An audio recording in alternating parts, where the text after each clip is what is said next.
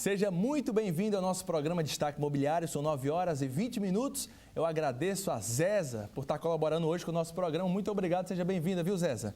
E eu também mando um abraço, um destaque ao Glician e ao Lívio Maia, que dizem que não desgruda do Destaque Imobiliário toda terça-feira. Obrigado pela audiência.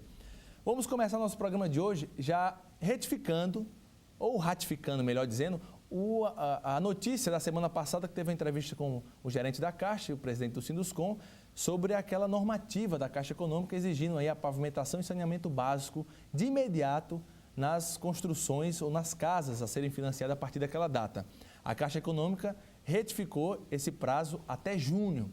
Então, no transcorrer desses meses, você vai saber mais informações aqui no Destaque Imobiliário, mas de antemão foi um alívio, um paliativo para todos os construtores, os pequenos construtores, as pessoas que já estavam num processo de construção, na iminência de entregar o seu imóvel, principalmente também os clientes que já estavam namorando, já estavam sonhando com aquele imóvel e na hora de financiar teve essa normativa que pegou todo mundo de surpresa. Pela questão realmente da forma que foi imposta, não foi interessante, né? Mas tudo que foi feito é no sentido de um bem maior, que é proporcionar a você a questão do conceito de moradia, né? Ou habitabilidade, como o gerente da Caixa informou aqui, que me convenceu. Não é só vender a casa, é a questão da infraestrutura. Essa responsabilidade vai ser transferida mais uma vez para os incorporadores, que por sua vez podem firmar parcerias com as prefeituras locais. Programa Destaque Imobiliário desta terça-feira, dia 1º de março, primeiro dia do mês. Vamos tratar sobre assuntos diversos, do seu interesse principalmente. Raimundo Falcão já tem a credencial do Destaque Imobiliário todo ano, nesse período, ele dá uma passadinha aqui e é um programa que dá muita repercussão, porque está muito presente no seu dia a dia. Hoje vamos falar um pouco sobre a questão, a polêmica que já vem durante muitos anos, a cobrança do ICMS, que é o Imposto sobre Serviço, do ISS e do ICMS nas construções. Mas, no segundo bloco, vamos também dar uma palhinha sobre a declaração do imposto de renda. Por isso, eu tenho maior satisfação em estar aqui, o contador Raimundo Falcão, mais uma vez, no Destaque Imobiliário. Seja bem-vindo, Raimundo. Ok, obrigado, Davidson. Estou aqui à disposição, como você falou. Primeiro dia de março, hoje inicia-se o prazo para a entrega do imposto de renda e estou aqui à disposição de vocês para colaborar com esse programa que você apresenta e apresenta tão bem aqui na TCM. Obrigado, Raimundo. E, por sinal, já tem até o primeiro moçoroense, o primeiro cidadão a já declarar o imposto de renda. É um exemplo, eu estava até... Ele não parece não ser brasileiro, né? Pai de Luana aqui da TCM, já foi hoje, logo à tarde, já entregar a declaração do imposto de renda. Isso mesmo. Como você falou que no segundo bloco era que a gente falar do imposto de renda, mas vamos aproveitar antes de entrar no assunto, eu queria mandar, eu até comentei com ele, mandar um abraço aí para Ricardo Guilherme, o pai de Luana, de Luana e de Lara. Ricardo ligou para mim hoje, Davidson, de 9 horas da manhã. Eu estava numa reunião, atendi e disse, Ricardo, não é possível falar com você agora. 3 horas da tarde ele ligou para mim para tirar uma dúvida do imposto de renda, já tinha entregue o imposto de renda e perguntando se podia fazer já uma retificadora da declaração dele. Então, Ricardo, você, acredito eu, que a Receita tem uma perspectiva de receber 25 milhões de declarações, acredito que você tenha sido o número 10 primeiros aí, no Brasil todo. Isso porque o prazo vai até dia 29 de abril. Isso, perfeito. Então, Ricardo como tem aquele ditado que diz que o brasileiro só deixa tudo para a última hora, Ricardo é a exceção. Um abraço, Ricardo. Mas, Raimundo Falcão, nós conversávamos em off a questão da cobrança do ISS, né, sobre os serviços prestados pelas construtoras, tendo em vista que elas já pagam o ICMS sobre os produtos. Há uma polêmica muito grande, já vem aí por vários anos essa discussão e vai variar de cada região. Cada estado tem uma forma de tributar, uma alíquota diferente, um acordo mais particular. Como é que a gente pode iniciar essa discussão no Destaque Imobiliário, tendo em vista também beneficiar os empreendedores que são as válvulas precursoras desse desenvolvimento, desse crescimento e às vezes são os mais prejudicados. Você vê que a Caixa Econômica trouxe a normativa, de certa forma a responsabilidade pode estar sendo transferida para o empreendedor, né? E também pode ocorrer que o empreendedor esteja pagando imposto 2 vezes, o Estado e o município. Qual é o seu entendimento? Bom, Deus, Iniciando esse debate, assim, que é polêmico, o que a gente poderia dizer a princípio aos assinantes do TCM, as pessoas que nos assistem? Por que existe essa polêmica? Porque nós estamos tratando aqui de dois poderes distintos. O ICMS é um tributo que chama-se Imposto de Circulação de Mercadorias e o ISS é um imposto sobre serviço de qualquer natureza. Então, o ICMS é administrado pelo poder estadual, pelo governo do estado. E o ISS é administrado pelo poder municipal, pela prefeitura municipal. Então, quando você trata aí você tem já uma grande polêmica que é o governo do estado quer que as construtoras paguem ICMS. A prefeitura, por sua vez, quer que eles paguem o ISS. E aí surge aquela grande polêmica que já tem discussões a nível de Brasil e que você tem que diferenciar claramente o que é um contrato de prestação de serviços e o que não é contrato de prestação de serviço. Tem muitas empresas que entram na justiça, como eu tenho até um exemplo comentando com você, a construtora Gaspar ganhou, junto ao governo do estado, uma discussão dizendo que ela, como construtora, ela não faz parte da lista de empresas que tem necessariamente que pagar ICMS. Tem que pagar ICMS, ela quer pagar apenas o ISS. Então, ela ganhou na justiça, o governo do estado perdeu todas as ações com a Gaspar e a Gaspar disse, não sou contribuinte de ICMS, porque eu sou uma construtora e, como tal, eu presto serviço, então eu vou pagar os meus impostos à prefeitura, que é o ISS. No entanto, nós temos visto aí que tem outras empresas que já fazem uma discussão judicial ao inverso. Né? Tem várias jurisprudências, por sinal, no STJ, né? Em Cuiabá, como foi, a gente viu um exemplo em Cuiabá, houve essa jurisprudência através do STJ e, por sinal, a indicação é que as construtoras e incorporadoras, elas busquem esse benefício junto às prefeituras locais. Né? Perfeito. Para que elas não sejam passivas, elas sejam ativas. Elas briguem por isso, ou melhor, corram atrás disso, porque, de certa forma, existe essa tributação dobrada. O empreendedor paga duas vezes. Né? Sem dúvida. Porque quando você presta um serviço de construção, na área de construção, você emprega material. Então, quando você emprega o material, embutido na compra do material está o ICMS, que já foi pago ao governo do estado. Então, quando você fatura a prestação de serviço e está envolvido o material, você termina tendo que pagar o imposto sobre imposto. Você termina tributando o ISS sobre o ICMS. Então, teve uma época aqui em Mossoró que eles sensibilizaram-se com esses argumentos e havia um desconto, um abatimento em torno de 40%, principalmente obras que prestam serviços ao setor público. Uma construção de uma praça, a construção de pavimentação e etc. Então, você envolve muito material. Às vezes, o valor do material é muito maior que o valor da mão de obra. Então, eles se sensibilizando com isso, aceitavam deduzir o valor do material do valor total da nota. Só que o Código Tributário do município hoje não deixa claro que tem que ser em cima do total. Isso aqui é só uma centelha para sensibilizar, ou melhor, gerar essa discussão saudável. Trouxe um exemplo do Sergipe, né? Que a alíquota do ISS é de 4%. Perfeito. E a dedução do ICMS é de 40%. 40%, perfeito. É um acordo local, né? Sem dúvida, porque como é municipal, né? Como a gente estava falando, os estados têm a autonomia de legislar para cada estado e o município também. Então, como eu comentava com você, eu tenho um cliente que tem a sede da empresa em Mossoró e vai prestar um serviço agora numa cidade chamada Carmópolis, em Sergipe.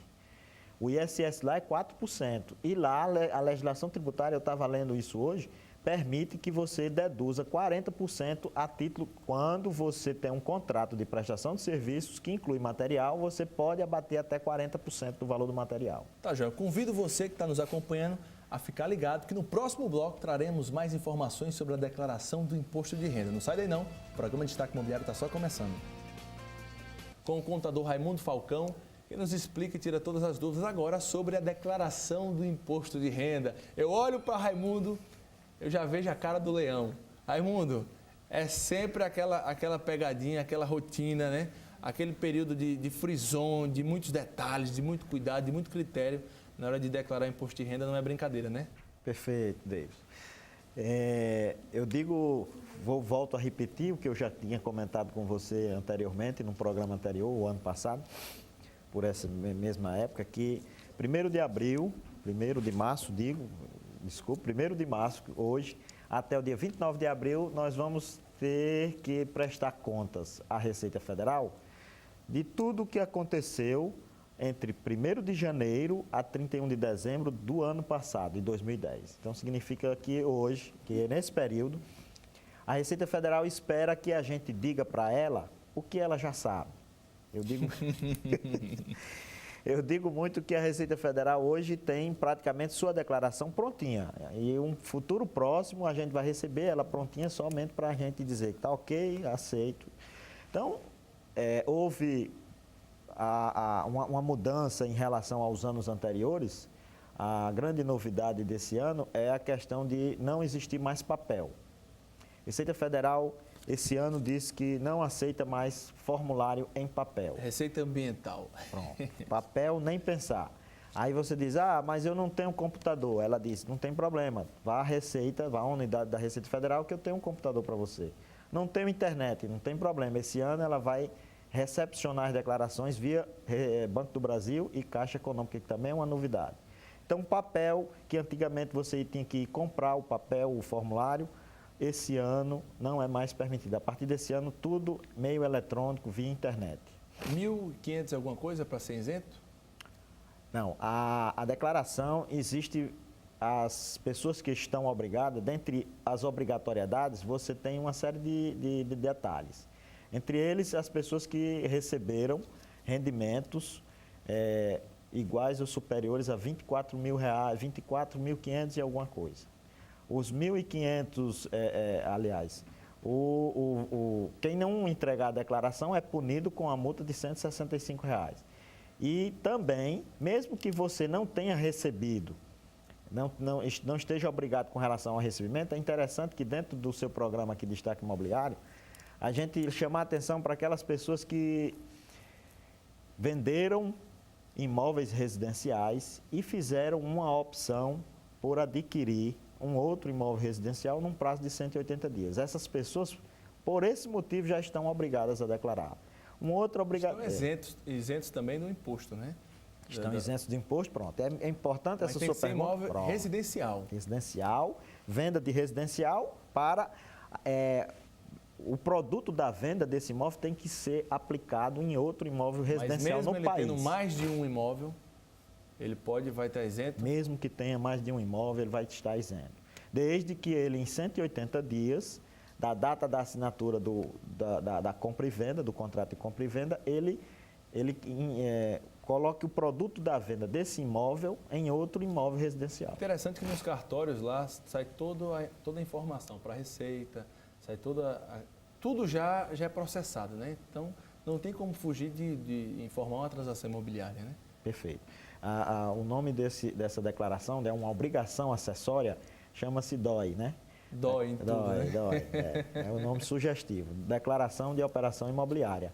Essa declaração, ela é obrigatória e o cartório que não apresentar essa declaração corre penas de pagar uma multa de R$5 mil. E também, a DIMOB também. Existe a DIMOB, que são as prestadoras de serviços imobiliários, que elas têm obrigação também. Apesar de ser uma obrigação acessória, né? Apesar de ser acessória. Mas ela também coincide as informações. É Receita, construtora, imobiliária. Então, vamos supor que você comprou um lote pagando R$200 por mês, pagou 12 meses, então pagou 2.500, né? Isso. 2.400, na verdade. Esse 2.400 que você pagou, embora o seu lote foi comprado por 10 mil, vai ser declarado 2.400. E é bom que se declare ano a ano, né, Raimundo? Todo ano. Para não declarar no total, no final. É bom que você venha crescendo. O correto é você declarar. Na verdade, é assim, esse período é uma declaração, essa declaração que nós temos que entregar agora é uma declaração chamada de ajuste. Por que de ajuste? Porque você vai informar a Receita Federal o que aconteceu já. É um ajuste do que realmente aconteceu. Aconteceu do dia 1º ao dia 31 de janeiro a dezembro. Então, significa dizer que no ajuste, você tem que necessariamente apresentar à Receita Federal a informação que na realidade aconteceu e que a Receita Federal já detém de muitas dessas informações através dessas obrigações acessórias. DIMOB, DIF, aí vem e por aí vem. Uma série de outras declarações que eu nem me recordo o nome de todas porque são demais. A dona Maria Bezerra, da Abolição 2, ela faz a seguinte pergunta. Obrigado, dona Maria, pela audiência. Sou aposentada e recebo o valor de um mínimo, salário mínimo, provavelmente. Isso. Tenho uma casa no meu nome, tenho que declarar ou sou isenta? O valor da compra da casa é de 60 mil. Como é que uma pessoa assalariada tem condições de comprar uma casa de 60 mil reais? Há esse conflito, né, da Receita, qual o entendimento da Receita, como solucionar essa questão? Existe a possibilidade de uma herança, ela pode ter recebido de herança, ela pode ter adquirido essa casa que custou 60 mil, financiada ao longo de vários meses. Ela pode ter comprado, ter sido o nome dela, mas está sendo paga por um filho. Quer dizer, são várias as situações. Mas eu digo que pelo valor de 60 mil, ela não está obrigada, porque a Receita Federal, desde o ano passado, aumentou o limite de patrimônio para 300 mil. Então, até 300 mil ela não está obrigada. E com relação ao valor do salário mínimo, aí ela também não se aplica na obrigatoriedade. No entanto, a questão de você estar obrigado e você querer optar por declarar também não impede você declarar. Mesmo que você não esteja obrigado, às vezes é até melhor, eu até oriento alguns clientes que façam sua declaração no imposto de renda. Importante o que você falou, Raimundo, porque as pessoas têm um receio, têm um medo danado de fazer a declaração do imposto de renda e vale salientar que muitas dessas pessoas que não declaram são autônomas ou pessoas que não têm interesse, precisam fazer um financiamento. Isso. E um dos documentos importantíssimos na hora de fazer um financiamento é a declaração do imposto de renda. E a pessoa às vezes vai ter que pagar a multa de R$155. Então é bom que já esteja preparado, bom que as coisas já estejam corretas para que na hora da necessidade já esteja pronto, né?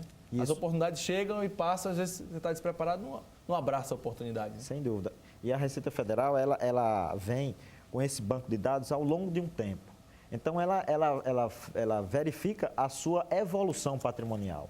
Então, por isso que é importante, olha, só para você ter uma ideia do que você falou, Davis, eu tenho alguns clientes, é interessante isso que eu vou contar aqui, eu tenho alguns clientes com idade em torno de 60, 70 anos, que isso, inclusive, você percebe claramente quando você entra no site do Tribunal Superior Eleitoral, que a declaração dos políticos estão lá estampadas, é a obrigação. E esse ano eu até... Uma parte, né?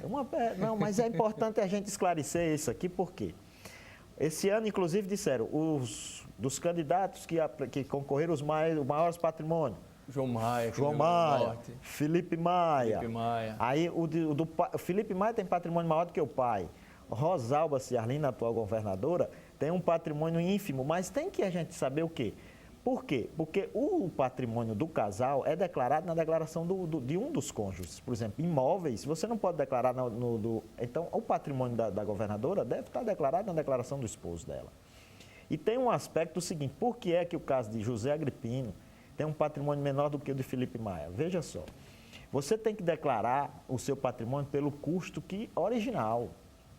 Esse exemplo da dona Maria que ligou agora aí, ela comprou essa casa que ela tem de 60 mil, mas vai que ela valorizou 200, 300 mil reais, ela tem que declarar por quanto? Por 60. É o caso de José Agripino, ele deve ter patrimônio imobiliário. Os políticos que declararam, que a gente percebe que eles têm um patrimônio elevado, você pode ver na relação, é dinheiro. É dinheiro aplicado. Quando é patrimônio, o valor está lá embaixo.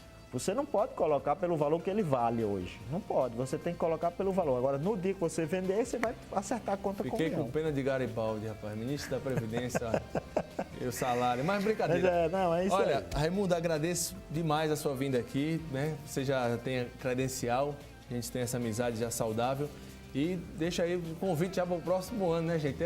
É só um start para que você se atente, busque mais informações e trate de fazer essa declaração de imposto de renda bem direitinho, porque não tem nada melhor do que fazer as coisas certas, né, Raimundo? Perfeitamente. Obrigado, viu? Ok.